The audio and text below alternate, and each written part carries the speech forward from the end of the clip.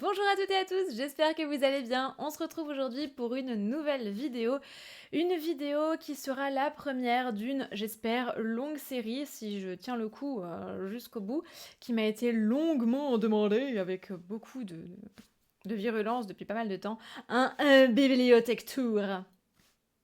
Oui, je sais, c'est incroyable. Enfin, cette vidéo arrive. Il va tomber quelque chose, je ne sais pas quoi. Alors, les thèmes, je vous les avais proposés sur Instagram. J'avais fait un sondage et le sondage a été globalement inutile, puisque en fait, tous les thèmes que je vous avais proposés ont fait quasiment le même score. Il y en a un qui s'est un tout petit peu détaché des autres, c'est celui qu'on va voir aujourd'hui, c'est la divination. Apparemment, c'est ce qui vous intéresse un petit peu plus. Du coup, on va se lancer là-dessus. Et moi, ça m'arrange parce que c'est le domaine dans lequel j'ai le moins de livres. J'en ai très peu. Donc, du coup, pour faire une sélection, c'est beaucoup plus facile. Quand on va aborder les sujets historiques, j'ai très peur. Très, très, très, très peur. Très peur. Je tremble. Bref, divination aujourd'hui. Alors, je vous ai sélectionné une petite sélection d'ouvrages. On va regarder ça tout de suite. On va commencer par l'ouvrage qui me semble la base. La base de la base de la base de la base de la base de la base de la base de la base. Et Cicéron. Je vous vois venir, ça y est, elle va encore nous proposer des trucs obscurs. Alors, Cicéron a écrit un livre qui s'appelle De la divination, De Divinatione, en latin. Alors Cicéron, je vous rappelle quand même que c'est pas la moitié d'un imbécile, n'est-ce pas? Alors, ce livre-là, pourquoi est-ce qu'il est important et pourquoi est-ce qu'il est intéressant? Ce n'est pas un manuel de divination, vous n'allez pas apprendre à faire de la divination avec ce bouquin-là. Enfin, vous pouvez, mais c'est pas son but.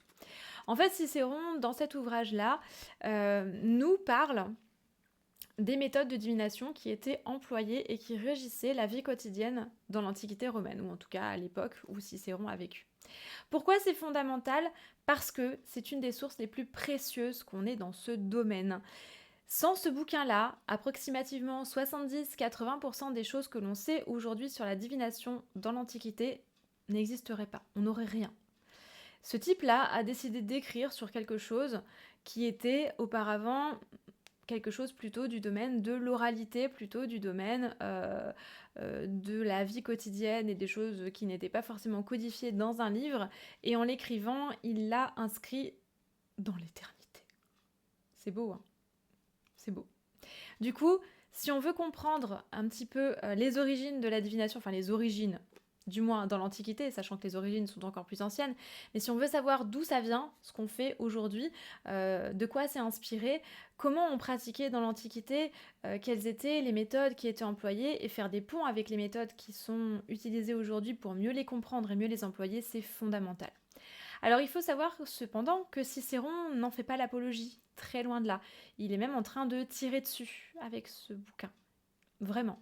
Il démonte la divination et surtout il explique à quel point la divination a pu réduire l'homme en esclavage. Et c'est important aussi pour ne pas tomber justement dans les excès de la divination.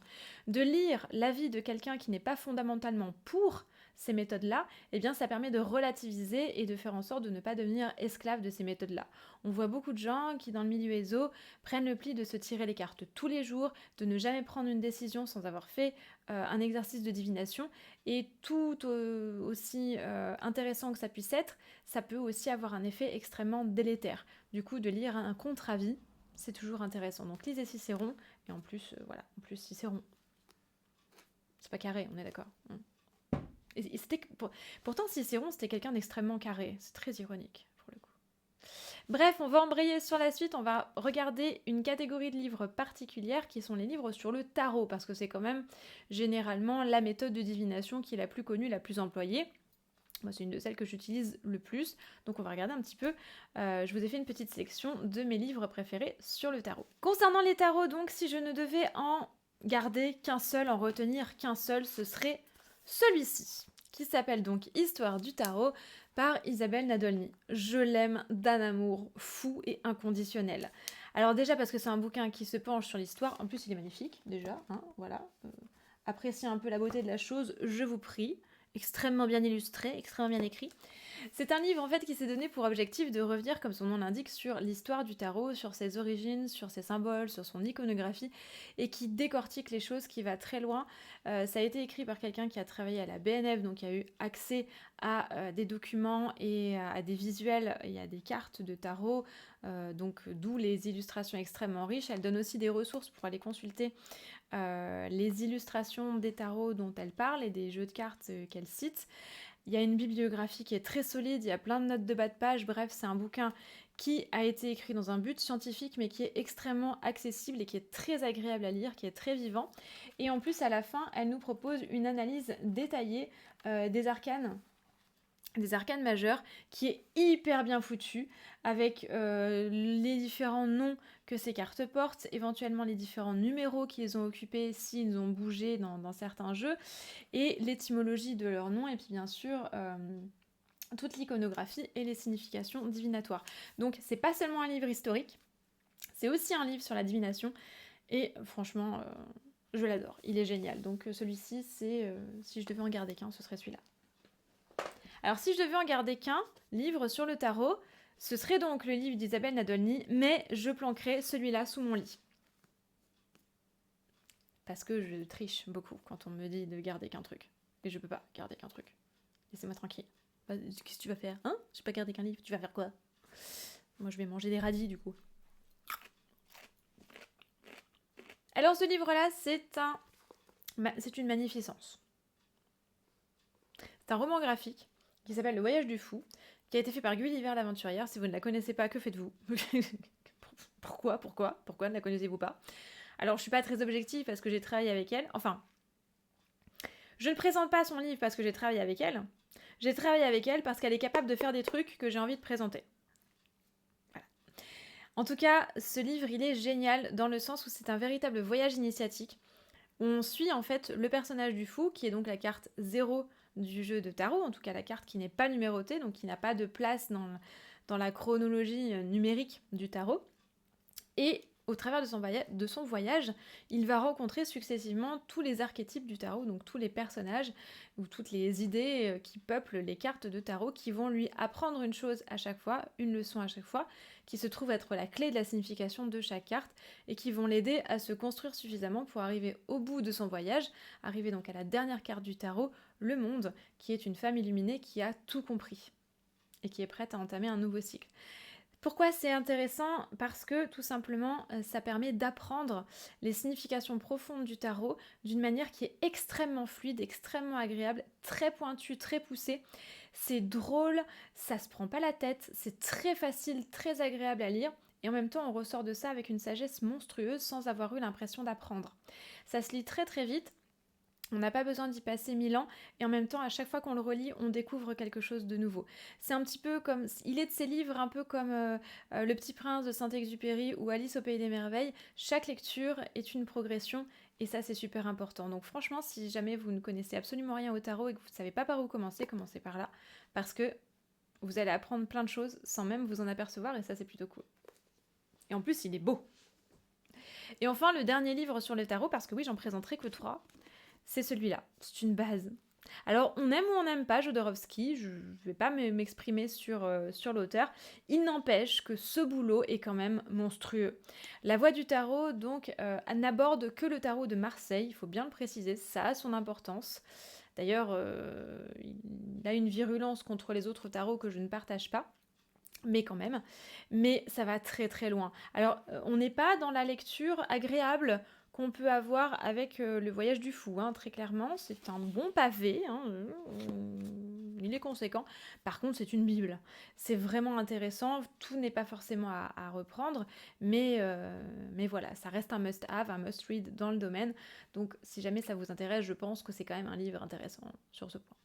Alors on va quitter les tarots, on va se pencher sur les autres méthodes de divination qui peuvent être sympathiques. Si jamais vous avez envie de tirer les cartes normales, ce que j'appelle les cartes normales, non pas que les tarots soient des cartes anormales, mais vous avez compris, le jeu de cartes traditionnel avec lequel on joue à la belote, au bridge ou au poker, ce petit bouquin-là, il est très très bien fait. Il s'appelle La Bonne Aventure par les cartes à jouer de Jonathan Dee, et vraiment, il est super chouette. Ça suffit largement. On a une double page pour chaque carte qui nous apprend différentes techniques, une bonne introduction, c'est bien construit, c'est bien expliqué, c'est très clair, c'est facile à utiliser, il y a plein d'idées de tirage à la fin. Bref, pour les cartes classiques, plutôt que normales, j'aurais dû dire classique, très très bien ce petit bouquin-là. Si vous êtes plutôt Lenormand, pour le Lenormand, outre bien sûr suivre la saison 5 d'une année en magie où on décortique le Lenormand, voilà, je me fais de l'autopub parce que je n'ai pas de sponsor et que je suis pauvre, que je ne peux plus m'acheter de publicité parce que ça coûte très cher, donc je m'auto-pub. Désolée. Si jamais vous avez envie d'aller plus loin sur le Lenormand, je peux vous recommander surtout deux livres qui ont été écrits par le même auteur et qui sont donc très complémentaires l'un avec l'autre. C'est Comment utiliser le petit Lenormand et le guide des associations du petit Lenormand d'Alexandre Musruck. J'espère que je prononce son nom correctement. Si ce n'est pas le cas, my bad, mes excuses, je suis navrée. Alors le premier est un guide très pratique sur l'utilisation du Lenormand, donc il nous donne pas mal de choses, un petit historique, des tirages, des idées, et puis chaque carte est abordée de manière assez poussée, avec un sens général, un message secret, puis plein de correspondances, objets, lieux, temps, profession, domaine affectif, domaine financier, etc. Donc très très bien pour commencer, mais je trouve que les deux sont indissociables parce que celui-ci en fait il nous donne toutes les associations de cartes les unes avec les autres. Si justement vous suivez le programme de la saison 5 d'une année en magie, on l'a expliqué en long, en large et en travers, le Lenormand ça se lit par combinaison. C'est ce qui fait sa difficulté. Le fait de devoir associer les cartes entre elles pour avoir le message. On ne peut pas lire les cartes de manière indépendante, comme on peut le faire avec d'autres jeux, ou en tout cas, comme on peut un peu plus le faire avec d'autres jeux. Dans le tarot, on a moins cette dimension où chaque carte peut changer de sens complètement en fonction des cartes qui sont les unes à côté des autres. Complètement. Admettons, dans le Lenormand, vous avez une carte a priori positive, comme les anneaux par exemple, l'anneau qui parle d'union, d'amour, etc. Selon si vous avez à côté une carte positive ou une carte négative, la carte va complètement changer de sens. Vous avez par exemple une combinaison, je ne sais pas, l'anneau avec le cavalier, il y a un nouvel amour qui va venir frapper à votre porte. Youpi. Vous avez à côté de ça l'anneau et la montagne, c'est une rupture. Voilà. Donc, vous voyez qu'on est obligé de lire par association pour savoir exactement ce que le jeu essaie de nous dire, et c'est pas toujours facile, même si ça doit être instinctif. Et ce livre-là, il est vraiment intéressant parce qu'il nous donne toutes les combinaisons. Il a fait un boulot monstrueux de synthèse. Donc c'est super intéressant de combiner, je trouve, ces deux lectures quand on aborde le Lenormand. Alors, si vous êtes plutôt ligne de la main, alors celui-ci, je le présente parce que je l'adore, mais je ne sais pas s'il est encore trouvable. C'est un truc, j'ai dû le payer 50 centimes chez un bouquiniste, comme ça, complètement... Ouais. Non, pas du tout, c'est une amie qui me l'a offert, je viens de retrouver la dédicace à l'intérieur, c'est pas celui-là que j'ai acheté, c'est mon amie Lilana qui me l'a offert, merci infiniment Lilana, je l'adore. Donc elle l'a trouvé dans un bouquiniste, donc je ne sais pas du tout s'il est encore trouvable aujourd'hui. Il s'appelle Comment lire la main, manuel pratique de chiromancie par Albert Monti. Il est génial, voilà, moi j'adore lire les lignes de la main, c'est un truc qui me plaît beaucoup, il est hyper complet, alors il est vieilli, évidemment, il date de 1986. Balle perdue pour moi. Il est vieilli. Du coup, je vais manger un radis. Donc, il est vieux comme moi. On s'est bien trouvé. Mais voilà, il est vraiment sympa. Donc, pour la chiromancie, c'est vraiment pas mal. Un autre livre que j'aime beaucoup et que j'utilise assez souvent, c'est un livre dont je vous ai déjà parlé. J'en ai fait... alors, j'en ai pas fait une review, mais il a figuré sur une vidéo que j'avais fait sur la bibliomancie. Je vous la mets dans le petit i si jamais elle vous intéresse. C'est ce petit livre-là qui s'appelle Interroger l'univers, le livre oracle de Sandy Lagdar, donc par Sandy Lagdar, qui est aussi quelqu'un que je connais et dont je connais le sérieux. Et donc c'est un livre qui propose de pratiquer la bibliomancie. Alors techniquement moi je pratique plutôt la bibliomancie avec l'Odyssée d'Homère, vous le savez, avec divers autres livres dont je vous ai parlé, je ne vais pas y revenir dans la vidéo sur la bibliomancie, mais j'avoue que celui-là je l'aime beaucoup et je l'utilise de temps en temps parce que les messages sont vraiment sympathiques et surtout ils ne sont pas tous Fluffy Bunny et ils sont pas tous ultra positifs. Et ça, c'est toujours intéressant. Donc c'est un livre, en fait, on pose la question, on le feuillette et la citation sur laquelle on trouve constitue la réponse. Donc c'est tout mignon, tout sympathique et ça peut être très intéressant.